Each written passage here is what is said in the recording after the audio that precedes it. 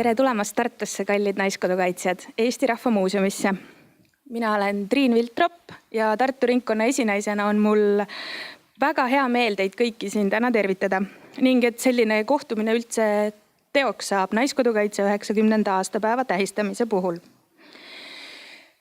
Mõned organisatoorsed teadaanded ehk et kui te soovite pärast konverentsi külastada muuseumi näitust, siis viimane aeg ennast kirja panna on lõunapausi ajal registreerimislauas. Lisaks sellele, kui te liigute muuseumi kassast natukene edasi ja pöörate vasakule, siis seal on mõned vitriinid naiskodukaitse ajalugu jutustamas. Ja siinkohal on mul hea meel anda sõna tervitusteks naiskodukaitse esinaisele Airi Toomingule.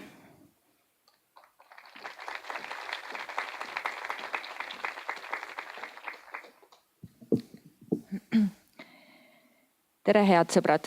Mul on tõesti väga hea meel.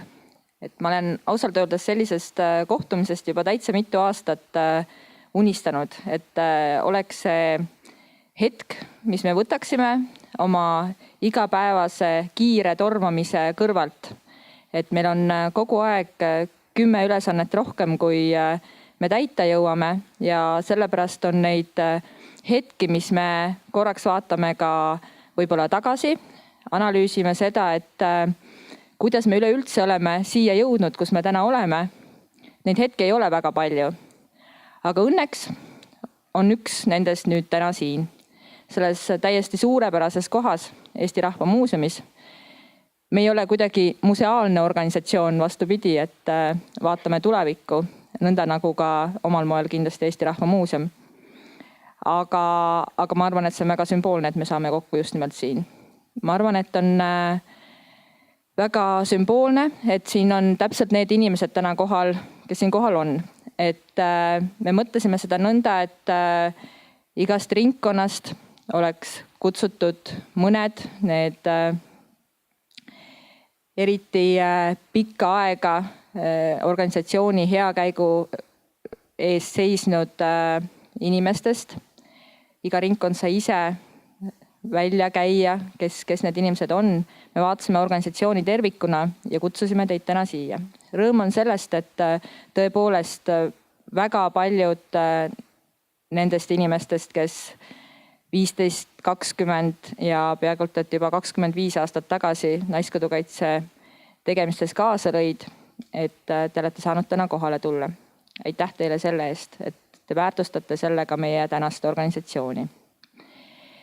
Mis on minu võib-olla oluline sõnum teile ja meile kõigile ja nendele tänastele juhtidele, kes siin saalis ka istuvad, on see, et minu jaoks on naiskodukaitse olnud alati eluaegne organisatsioon.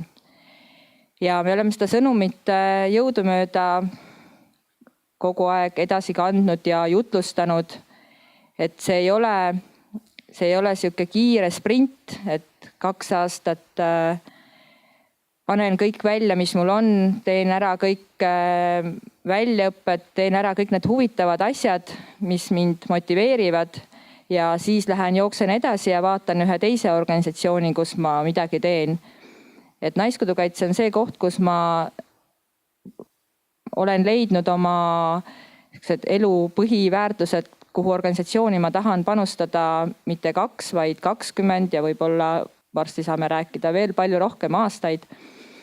Ja tõesti on hea näha, et meie hulgas on neid inimesi, kes on selle idee väga suurepärasel viisil suutnud teostada. Et mitte kõik ei jaksa olla järjest aktiivsed palju aastaid, aga on häid näiteid selle kohta, kus vahepeal ollakse eemal ja tullakse tagasi, leitakse endale uus võib-olla ja neid varasemaid kogemusi ära kasutav koht organisatsioonis. Et meil on tõepoolest suurepärased näited, kes te täna olete ka siin. Et loomulikult ka Dagmar on meil alati olemas, Merle täiesti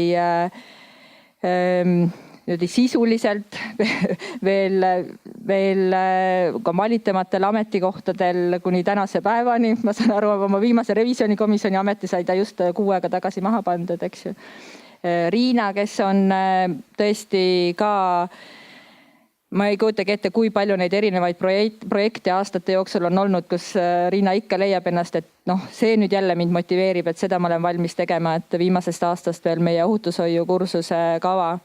Ja kas või täna see, et Riina on ka meie siis konverentsi arutelu modereerimas ja ettekannet tegemas. Neid inimesi on veel ja veel, et tõepoolest enamus teist, kes te siin olete, et te olete kõik nagu palju aastaid ja see on see, mis näitabki tugevust, et ei nagu klassik Leane Moorits ütleb meile, et see on sihuke pikama jooks on see tegevus siin, et see ei ole sprint, et tuleb hoida seda energiat ja natuke võib-olla vahepeal puhata ja siis alustada taas.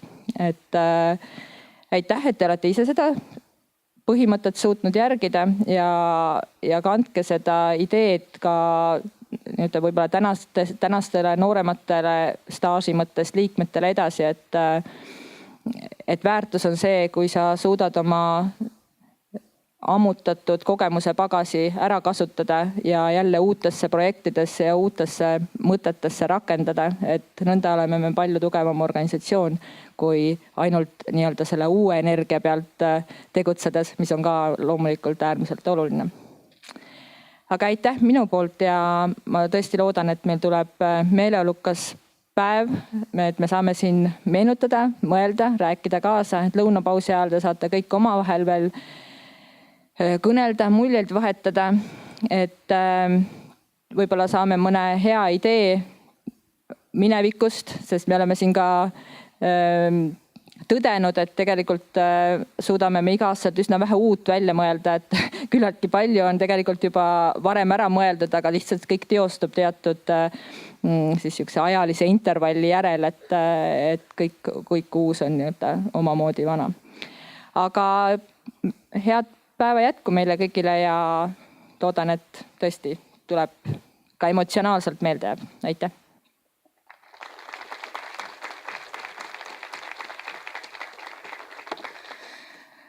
Naiskodukaitse taastamine õnnestus 26 aastat tagasi vaevu 6 aega pärast riigi taasiseseisvumist juba 20. septembril 1991. Kas mäletate veel neid huvitavaid, ent pisut segaseid päevi? Selleks, et meid kõiki sellesse aega tagasi viia ning meie mõttelained häälestada tolleaegsetesse oludesse, on mul suur rõõm anda sõnajärg Eesti Rahva Muuseumi direktorile Tõnis Lukasele. Palun!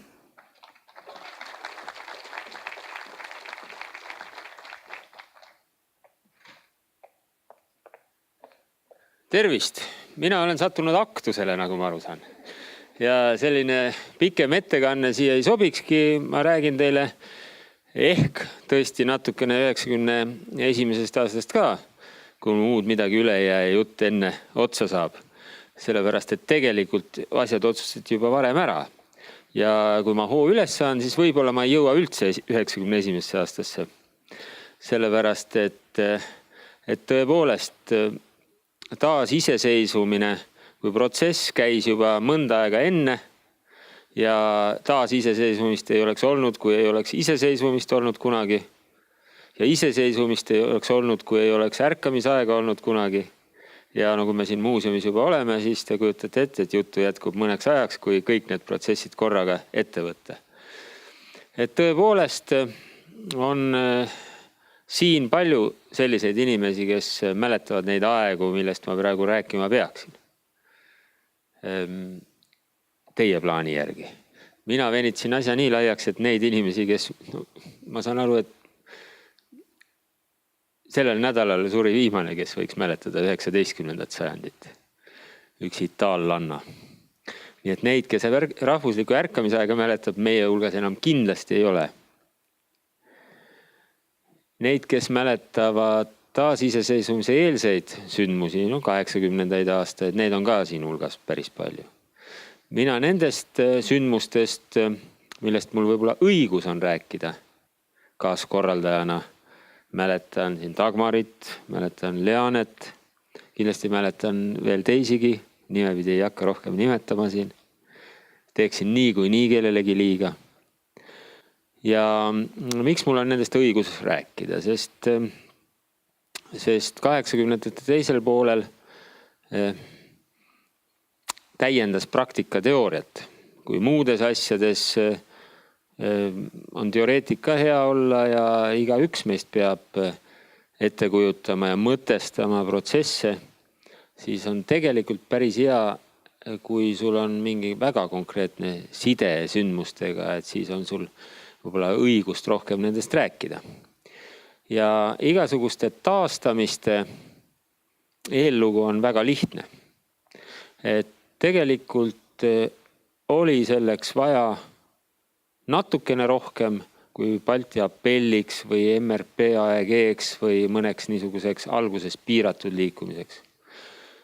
Suurte organisatsioonide taastamiseks oli juba vaja, et kaasa tuleks natukene laiem ring kui ainult 3 või 4 julget. Selleks, et natukene laiem ring saaks kaasa tulla, pidi olema juba kindlus, et iga aktiivne samm ei vii kohe jalaraua kõlina ja raske vangiteeni. Sellist kartust, et kui teha paar kiiremat liigutust, siis võib asi halvaks minna, võivad puhkeda verised konfliktid, võib sattuda vangi ja igale poole. Sellist kartust oli 80-ndate teisel poolel tegelikult päris laialt veel.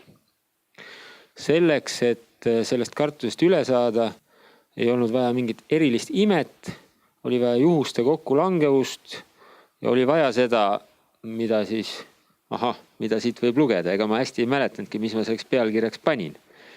Läbimurret või lahtihüpet või võib-olla hoopis ülestõusmist. Soovin teile kõigile häid pühi.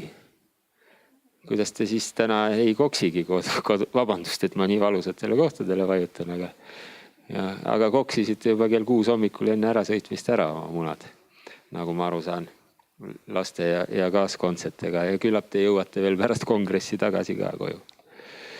Nii et jah, sümboolseid nimetusi võib panna hulga. Ma valiksin nendest, tegelikult mul on raske valida, kas 80-ndate ja 90-ndate alguses meie ühiskonnas toimus läbimurre või lahtihüpe selleks, et meid taas vabadusse viia. Läbimurre tähendab jõulist sekkumist, murdmist, riskimist. Lahtihüpe tähendab siis lihtsalt tõukepakuni jõudmist ja ära tõukamist õigel ajal, aga riski võib-olla nii palju ei ole. Ma arvan, et seda lahtihüpet, mis meie ühiskond tegi endisest ajast ja me hüppasime tõepoolest lahti sellest ajastust, mis meile Eesti ühiskonnale ei sobinud, okupatsiooni ajast ja mitte ainult okupatsiooni ajast kui sellist poliitilisest reaalsusest, vaid ka kultuurilisest ja ühiskondlikust reaalsusest. Me muutusime ju väga kiiresti kaasaegseks ühiskonnaks. Seda ei oleks toimunud, kui meil ei oleks selleks olnud eeldusi, kui ei oleks olnud seda teadmist, mäletamist, et me oleme kunagi normaalne ühiskond olnud. Ja kui ei oleks olnud neid, kes olid võimelised, kelle isiksuse omadused olid piisavad selleks, et viia läbimurre või teha läbimurre.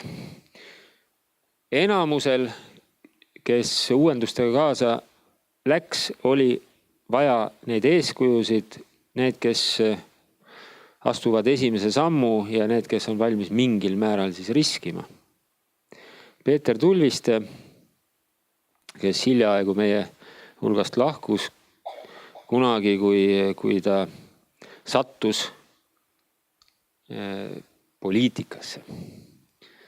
Akadeemiline isik, sattus partei koosolekutele ja erakond oli Isamaa Liit, milles oli ka ERSP omaaegseid sugemeid ja võib öelda isegi päris tugev juurikas. Ja selles Isamaaski oli neid, kes olid rahvusliku taas ärkamise aja vedurid olnud. Ja Peeter küsis ühel korral, kui me Tartusse tagasi sõitsime, et kuule, et miks need inimesed nii tigedad seal on? Nad ei ole tigedad, nad on lihtsalt kompromissitud. Et need on need inimesed, kes põhimõtteliselt on suutelised oma veendumuse eest võitlema ja see võitluslikkus väsitab neid endid ja väsitab kindlasti ka kaaslasi. Kui väga printsipiaalselt seistakse oma seisukohtade eest ja kedagi teist ei kuulata ja kõrgendatakse häält, võib öelda, et jah, sellises sulnis aktuse meeleolus võib see võib-olla meeleolu rikkuda. Aga teatud olukorras on selliseid kompromissituid võitlejaid vaja. Neid, kes ohverdavad ka iseennast, need, kes ei lähe mingil juhul kellegagi kokkuleppele.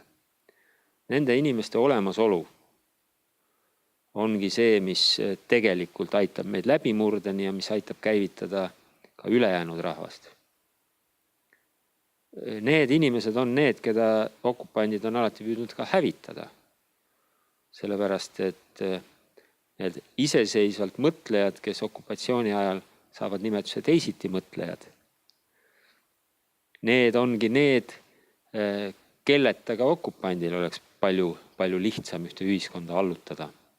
Ja selle tõttu iseseisva mõtlemisvõimega inimesed, geneetiliselt perekonnad, kus on isiksusi palju, okupatsioonide käigus hävitatakse, küüditatakse, aetakse lihtsalt minema.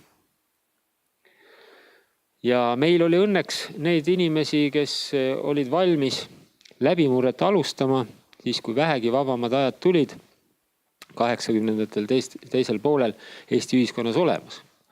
Sest see mälestus ja traditsioon iseseisvuse ajast oli veel piisavalt säilinud. Ja teadmine ka organisatsioonidest, mis olid omal ajal olemas. Ja kui nüüd uuesti vabamaks läks, loomulikult tekkis kohe tunne, et tuleks neid organisatsioone hakata taastama. Puudutab see siis konkreetselt riiklikke või riigile lähedasi organisatsioone või üliõpilasorganisatsioone või ka muid, või ka kohalikke külaseltse, kõike hakati taastama. Taastamiseks pidid olema ka lisaks nendele kompromissitutele võitlejatele inimesed, kes teavad. Ja vaat nüüd ma saan rääkida natukene ka oma kogemustest. 80ndatel aastatel oli päris palju ka Tartu Ülikoolis neid üliõpilasi ja õppejõude, kes hoidsid tungalt, see tähendab, et nad tegelesid muistsete aegade meenutamisega. See tähendab, tegid igasuguseid kultuuriüritusi, õhtuid, loeti omaaegsete luuletajate luulet, aeg-ajalt oli siin ja seal lauanurga peal ka sinimust-valge värvikombinatsioon.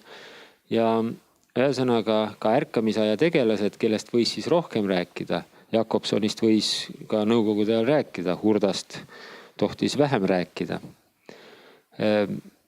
Nende inimeste ärkamisaja tegelaste suurtest saavutustest ja riikliku taasiseseisvumise riikliku iseseisvumise aegsetest kuulsatest tegelastest Pätsist, Tõnissonist, Vilmsist räägiti, levitati seda teadmist, levitati materjali, levitati trükisõna.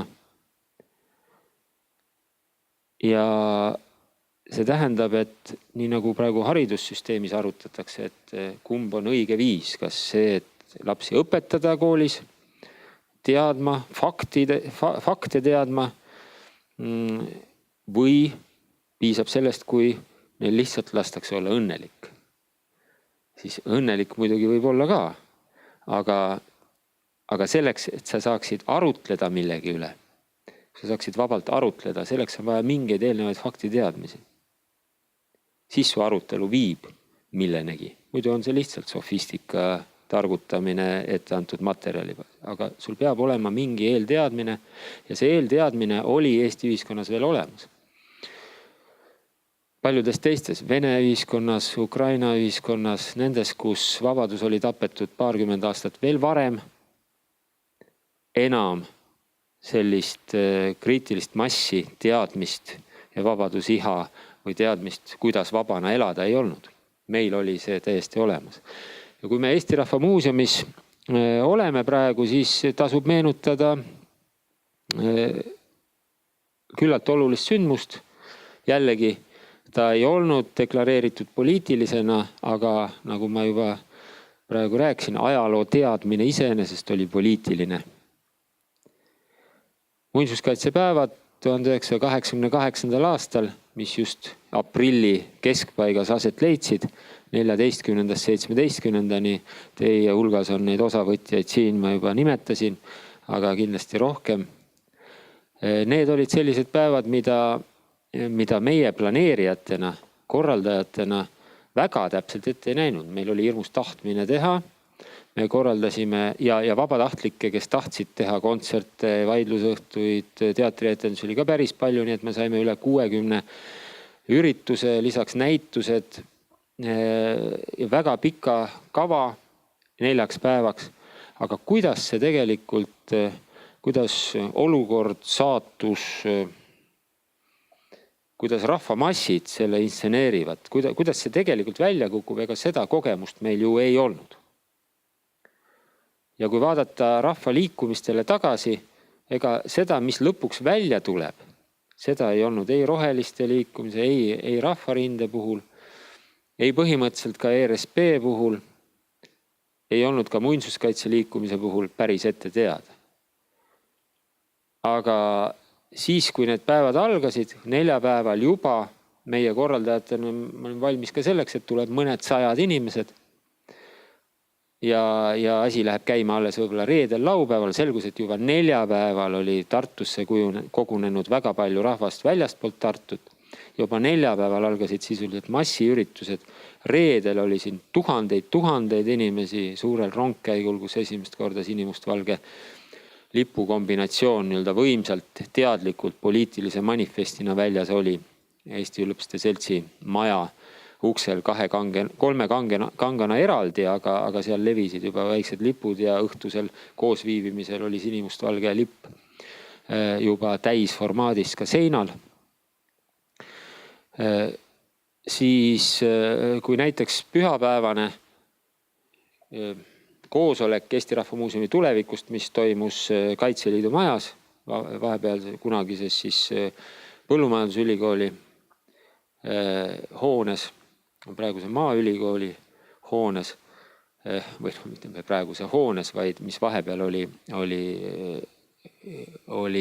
siis EPA Põllumajandusakadeemia hoone, siis sealt välja tulles meil oli programmis, et ekskursioon Raadile. Sellele ekskursioonile tuli tuhandeid inimesi. See ekskursioon sulges tegelikult liikluse tänavatel ja plakatitega tuldi siia ja siin oli miiting tuhandetele inimestele ja ära mindi koos ja lauldi laule. Nagu ma ütlesin, lehvisid väikesed lipud. Nii et me panime kirja, et tuleb ekskursioon, aga tegelikult tuli juba praktiliselt manifestatsioon iseseisvusele. Ja siis, kuna muinsuskaitse liikumine tähendaski 2 asja korraga, tähendas poliitilist teadlikkust, läbimurdevalmidust ja valmidust lahtihüppet ära kasutada, see tähendab seda teadmist, akadeemilist teadmist, et mida teha, kuidas, milliseid organisatsioone mõtet taastada, siis tegelikult võib öelda, et 88. aastast peale läks hästi kiiresti paljude organisatsioonide taastamiseks ja arvestades seda ka, et 88. aastal päris kohe peale neid muinsuskaitsepäevi paari kuu jooksul sinimustvalge lipu kasutamine muutus valdavaks, siis neid organisatsioone, mida taastati külades, linnades, oli sadu. Nüüd sellised poolkaitseväelised ja natukene riiklikud struktuurid pidid pisut ootama ja neid asju ei saanud teha ju ka kuidagi nii-öelda põlve otsas. Selleks pidi olema seda teadmist, valmidust ja julgust juba palju rohkem. 91. aastal ja 92. aastal oli seda juba piisavalt palju. 92. aastal sisuliselt iseseisvas riigis, vormiliselt veel päris mitte, või on õigem öelda, ega siin võivad ka ajaloolased vaielda, või on õige öelda vastupidi, et vormiliselt iseseisvas riigis, sisuliselt päris mitte, sisuliselt iseseisvas riigis, vormiliselt päris mitte. Väga raske ütelda, see ühiskonnas ülemineku periood oli nii keeruline, et on hea, et sellised riiklikud või kvasiriiklikud struktuurid, nende taastamine toimus juba sellelt aluselt, kui ebaõnnestumine oli võimatu, kui teadmist oli piisavalt, julgust ja ka see osa rahvast, kes võib-olla ise veoautokastist kõnet ei peaks ja ise esimest kivi ei viskaks. See osa rahvast tundis ka ennast piisavalt turvalisena, et tulla kaasa isamaalisi ülesandeid täitma. Õnnitlen teid aastapäeva puhul. Sõna kaitse sobib igale poole, aga naiskodukaitsesse sobib ta rohkem kui sotsiaalkaitsesse. Ma arvan, et